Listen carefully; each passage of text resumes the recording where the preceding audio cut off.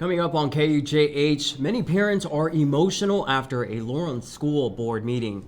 And find out what's driving KU faculty to begin unionization efforts. And still to come, we'll find out how a funding plan by Laura Kelly is benefiting the Lawrence Regional Airport. Live from the studio in Stauffer Flint at the University of Kansas, you're watching KUJH News. Welcome to KUJH. I'm Marlon Martinez. And I'm Catherine Galliani. Let's head on over to Halen for a first look at the weather for the week. Halen? Well, you know, yesterday was the first day of meteorological spring, so it's safe to say we're going to be enjoying spring for now, but it doesn't really feel like spring today. Temperatures are still in those upper 30s out there right now, but so far I've been dealing with mostly cloudy skies for much of the morning, and we're still going to continue to see some more clouds beginning to roll in, as well as some more precipitation, although it looks like some areas are seeing rain. A lot of it's not really making it to the ground, as we're still dealing with a good layer of some dry air closer towards the surface, and as you can see, doesn't really feel all that great compared to the last couple days that we've been experiencing. We're at 39 here in Lawrence, 36 in Leavenworth, and 37 in Kansas City. And the winds are starting to pick up as well. We're tracking this incoming system, and so it's going to get gustier by the hour this afternoon. Eventually, later tonight, we're still going to be talking about those strong winds and going to be seeing the arrival of some rain showers arriving as well. So we got a lot to talk about too. You know, even with this rain system, there is a little chance we could see some wintry mix with it as well. But I'll go more into detail about just what are those chances are coming up.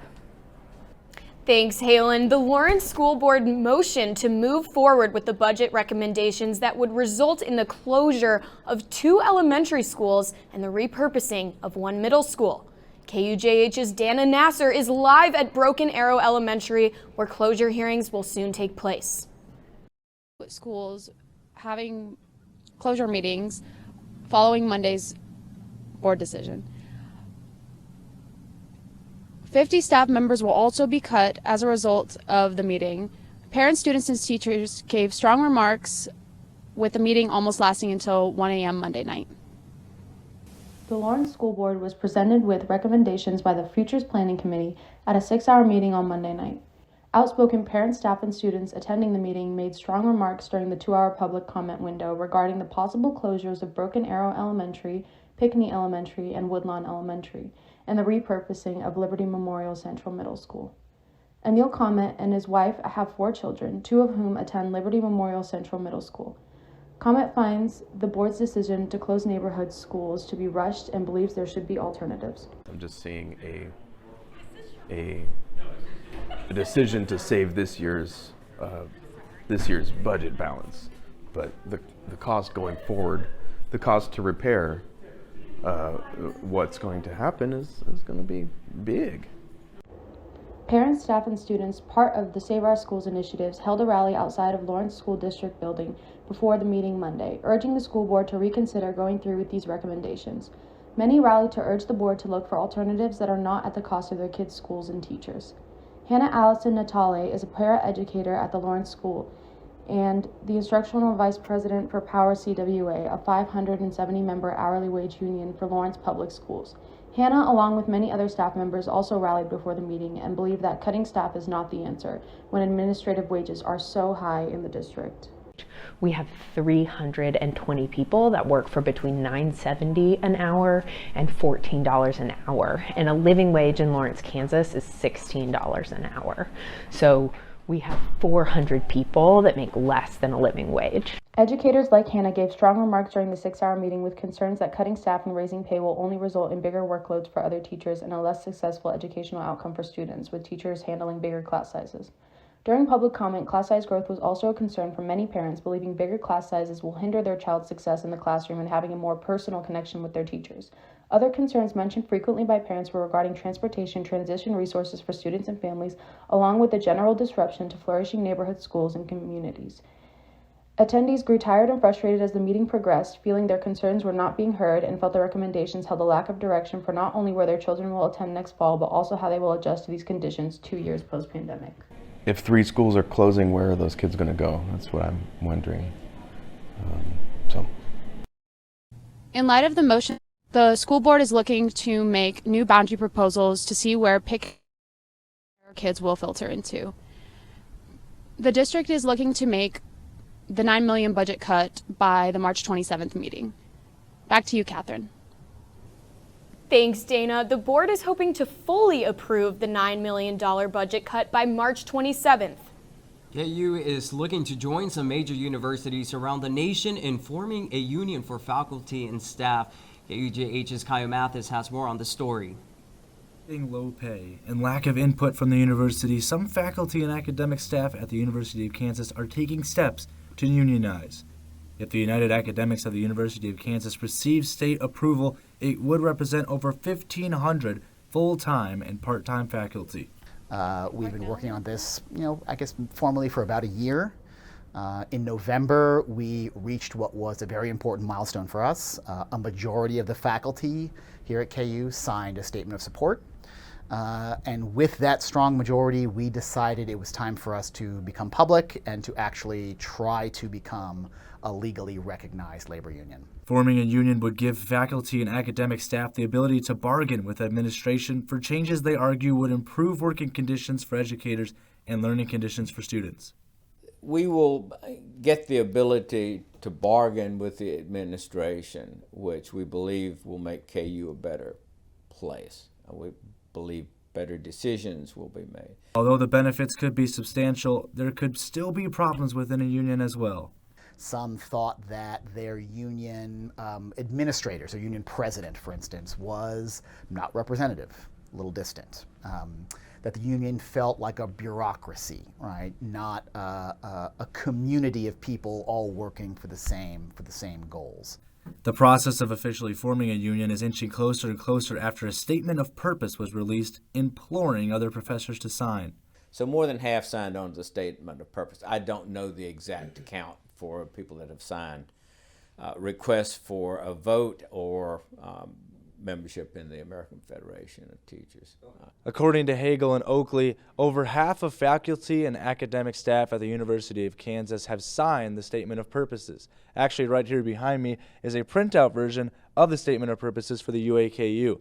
Now, on this printout, there's the signatures of all the professors, all of the staff, all of the faculty that have signed it right here, posted up on the door here at Wesco Hall. Reporting for KUJH News, I'm Kyle Mathis. The UAKU could officially be considered a union as early as fall semester after the Kansas state government votes on it. You may have heard about the new airport terminal at the Kansas City Airport, but that's not the only thing getting a makeover. Yeah, the Lawrence Regional Airport is also getting an update to the tune of $1.3 million. Thanks to a state program, KUJH's Bella Line joins us live from the regional airport with those details. That's right, Catherine and Marlon. According to Michael Leos, the City of Lawrence Communication and Community engagement specialist and spearheaded by Governor Laura Kelly, the Kansas Airport Improvement Program will use state funds to help airports that aren't getting needed funding from the Federal Aviation Administration. Out of more than 150 applications from airports across the state, the Kansas Department of Transportation selected the Lawrence Airport. The decision came down to economic growth and regional benefits. Well, first off, a lot of people don't realize there's even an airport out here, let alone the size of it and the size of aircraft we got coming in. We get a fair amount of corporate aircraft in with company business. It's not all just pleasure or ball games necessarily. With the extension, it's enabled the current aircraft that we get now to be able to be more efficient, be able to fly out of here to maybe a nonstop versus having to do a stop somewhere else. According to Hetrick, the airport services about 40 flights per day, and Hetrick adds the state-funded renovations will allow even more traffic, especially for charter flights. Larger university teams and other Big 12 teams could fly their planes here instead of going to KCI or Forbes or the downtown Kansas City airport. So yes, it could have a huge economic impact down the road for Lawrence, for sure. The airport improvements will offer a more attractive first impression for visitors flying into Lawrence. It's going to add a brand new look to really the front door of the airport, which is just an exciting time for travelers here in Lawrence. So the fact that we were able to get this pot of funds basically from the state of Kansas is just huge for us. Are ahead for the airport. Wagner said he does not anticipate a halt in business or services. Back to you.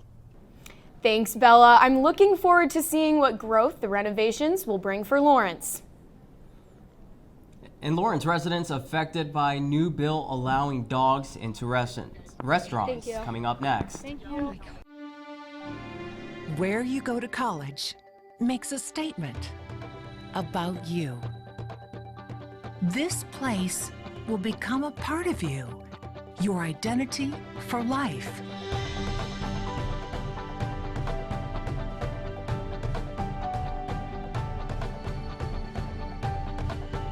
The University of Kansas, a great place to be you. As Women's History Month kicks off, one organization on campus is offering several resources to amplify the voices of women. KUJH's Anna Ambrose has more on the events happening this month. Dating back to 1987, the beginning of March marks the start of Women's History Month as women in the United States still face inequality and sexism. I think it's really important that there is a month that we do look back and think about women's history, and you know, I think it's interesting too because I feel like in a lot of ways the history part has been kind of lost. It's that history piece and knowing our past that will give us the tools to change the future. And so that's why I always like to make sure that we at the center have at least one event that is historical, like that, where we look at the past. Located on the first floor of the Burge Union, the Emily Taylor Center is taking steps to host events during the month of March to celebrate Women's History Month. One of our programming initiatives is to highlight and amplify the voices of women and femme musicians, and so this is sort of the first concert. We do monthly collaborative playlists. The Emily Taylor Center is also home to a lot of resources needed for any woman on campus. So we've been working for the past several years actually to really revamp our library and get new books and kind of make it more up to date, and making sure that it also reflects the voices of like women of color and Black women in particular, and that's part of our Women's History Month programming. Reporting for KUJH, I'm Anna Ambrose. Thank you, Anna. And we look forward to seeing what else happens on campus for Women's History Month. If a proposed bill makes it past the Kansas House, dog owners may be able to offer their furry friends a new kind of treat. Yeah, the House Bill 2291, which would allow dogs in outdoor areas of food establishments and also indoors if certain requirements are met. While local dog owners are thrilled, restaurant staff is weary about how this might affect workflow. That's right, Marlon. I went to find out how dog owners and servers are feeling about the passing of this new bill. The ability to bring your canine companion out with you and your friends sounds amazing for dog owners. I'm excited to have Marlo be able to come with me to all my favorite places in Lawrence because he's my very best friend. Before owners bring their dogs in, they must agree to have their dog leashed and well behaved. For restaurant servers, the thought of furry friends running around a crowded restaurant seems daunting. As a server, I think dogs definitely get in the way, especially there's not a lot of lobbying space in this restaurant as it is, especially downstairs walking the bar, and when it gets really busy, it can be really difficult. Luckily for servers, the bill states that dogs will not be allowed in food and drink preparation areas, including the bar, along with several other requirements. It is advised to call your local restaurant before bringing in your furry friend, as certain restaurants may have specific regulations. Voting records from this week show that there was a 108 to 14 favored vote, making the bill officially passed in Kansas. And you know, dogs have been enjoying the weather just as much as we have. Halen joins us with a full look at the forecast. It's been a beautiful week for us. We've been lucky. Halen, should we expect more warm weather coming our way?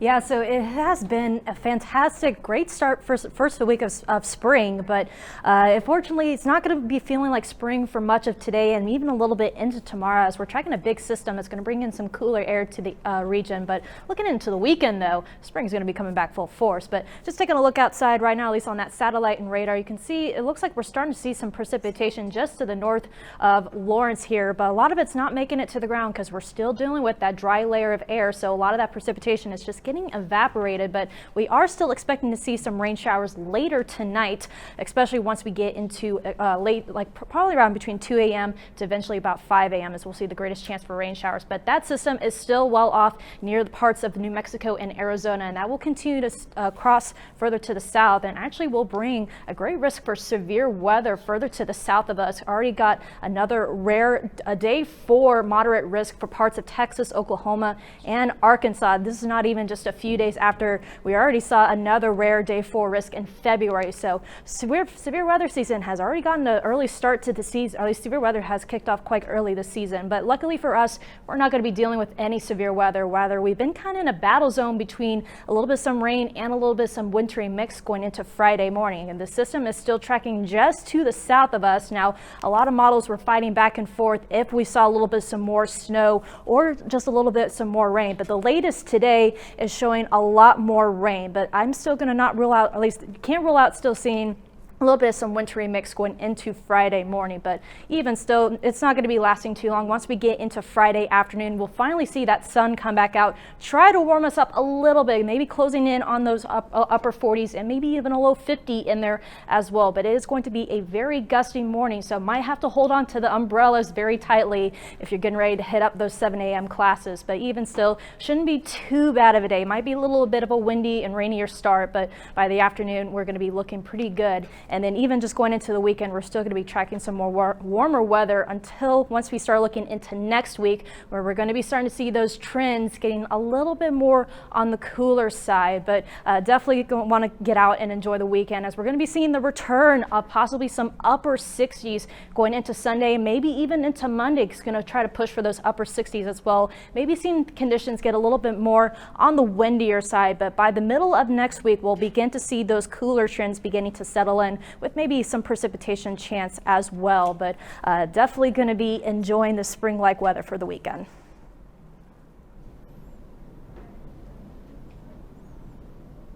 Thanks, Halen. It looks like spring is just beginning in Kansas. And coming up in sports, a look into how the Big 12 Conference has shaped up into the premier conference in men's college basketball.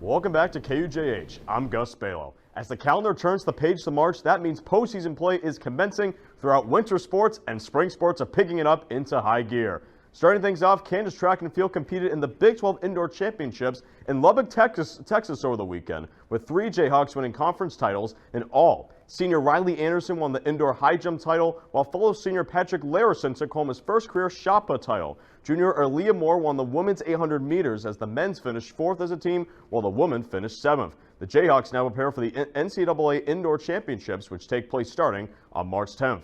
Now, Kansas softball took part in the Texas State tournament over the weekend and finished 3-1, with the lone loss coming against Texas State. Additionally, they faced off against Texas Southern Sunday afternoon to conclude their trip in Texas by defeating the Tigers 10-0 in 5 innings in a game that the Jayhawks recorded a no-hitter and a grand slam. KU travels on the road once more this coming weekend as they participate in the South Florida tournament in Tampa starting on Thursday at 5 p.m. against South Florida.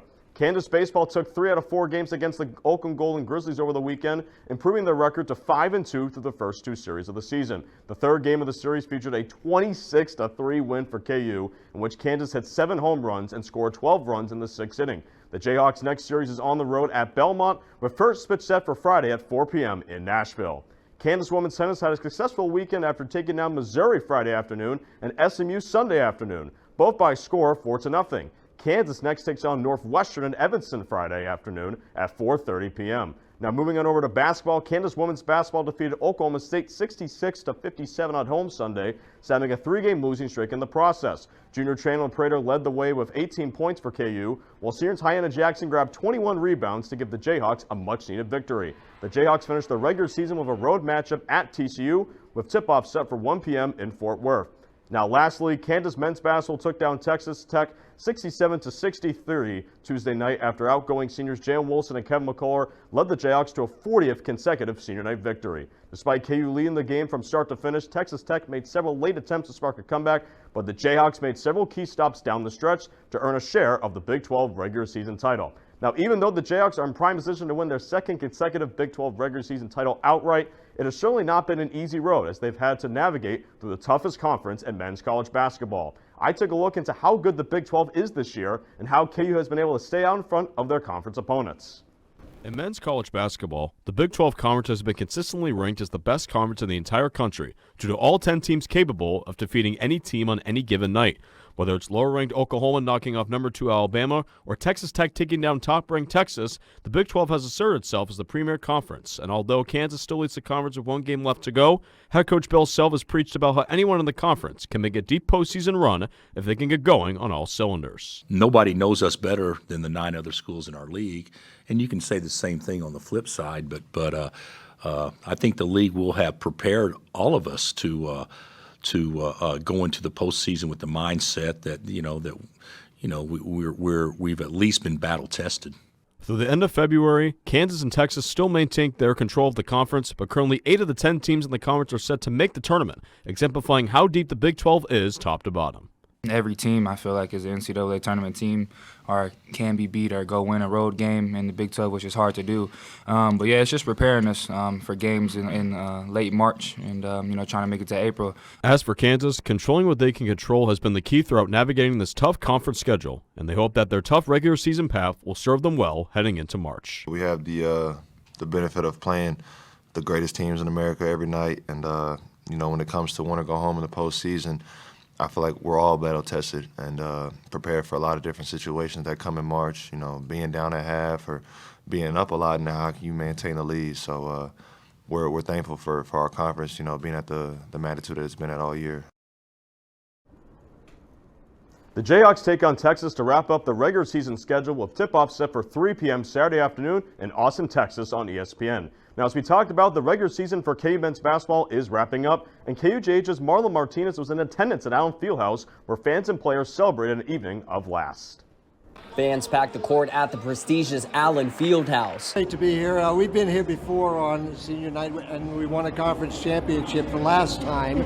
So we're hoping that we can unveil at least a tie for the title this time, too. Teresa and Ray Froelich, KU alumni and loyal KU fans, traveled from afar to watch this group of Jayhawks take the court one last time. Very pumped up. We're excited. We're excited. It's senior night, too. And we're all the way here from Phoenix. We're KU grads, and we come back every year. So we're super stoked. Not only was it the last home game of the season, but the last for seniors Jalen Wilson and Kevin McCullough. It's a blessing. My story has been filled with ups and downs through it all, but I'm just glad to be here. Wilson, who is draft eligible, brought tears to head coach Bill Self as he extended his gratitude to everyone from coaches to teammates to the fans in attendance. I think I can do anything, and I appreciate you. I love you. It tells you this team's pretty special, and Jay Will, he deserves a lot of credit for that. Both seniors were moved with emotions during their speeches. But as the old saying goes, once a Jayhawk, always a Jayhawk. KU successfully secured the conference championship, giving them a spot in the postseason for the Big 12 tournament. So that's going to wrap it up for sports this week. We'll be right back after this break. From adversity, we rose. We made history and became pioneers, voyagers, champions, Jayhawks. And when our chant rises, haunting and hallowed, Jayhawks are telling the world what's near. Victory. Welcome back. The local airport isn't the only Lawrence venue hoping to dazzle newcomers with a multi-million-dollar facelift. KU's new Jayhawk Welcome Center hopes to attract new students while offering former Jayhawks a place to land when they come back to campus. Michelle Jamila takes us inside the latest addition to the KU campus. Thank you, Catherine.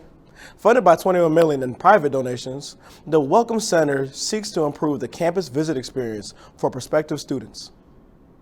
From the two-story TV screen to the touchscreen Jayhawk experience, future Jayhawks can learn about what KU has to offer, while alumni can come relive some of their favorite memories with an immersive hands-on experience.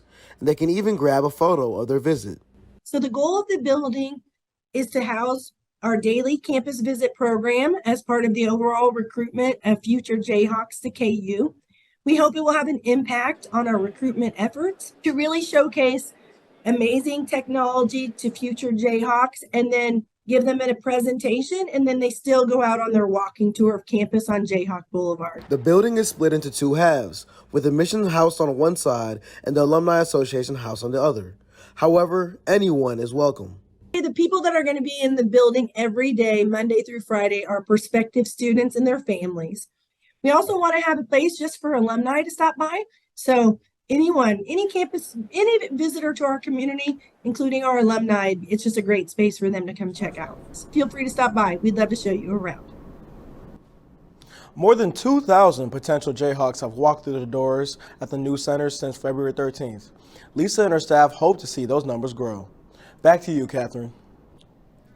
For those that want to see what the Jayhawk Welcome Center is all about, doors are open from 8 a.m. to 5 p.m. Monday through Friday. All right, and we are getting set to finish the show, but before we go, hear this out. Inflation is hitting everyone these days, even the Tooth Fairy. And according to an annual Tooth Fairy poll from Delta Dental, lost teeth cost 16% more this year compared to last year. That's right, kids. Today, expect the Tooth Fairy leave an average of $6.23 under their pillows. The poll has been around for 25 years and it's seen a 379% price surge since its inception.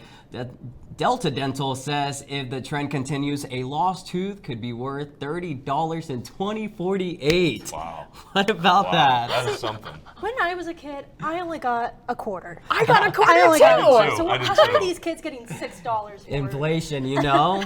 I don't blame them. All right, Halen, so tell us a little bit about the weather for this weekend. So even though it's a little bit cooler today and tomorrow, we're still going to be enjoying spring-like temperatures going into the weekend, eventually talking about those upper 60s going into the first half of next week.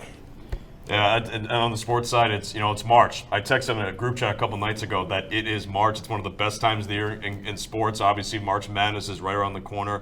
Obviously, finishing out the weekend, Sean, will be basketball on March 4th this coming weekend, and then heading into next week will be conference tournament. But it's an exciting time in sports, and obviously with the weather being a little bit warmer, it makes sports that much more enjoyable in the next couple weeks. A lot going on. All right, guys, that's all for now. Thank you for watching KUJH. Make sure to tune in next week for more on local news, sports, and weather.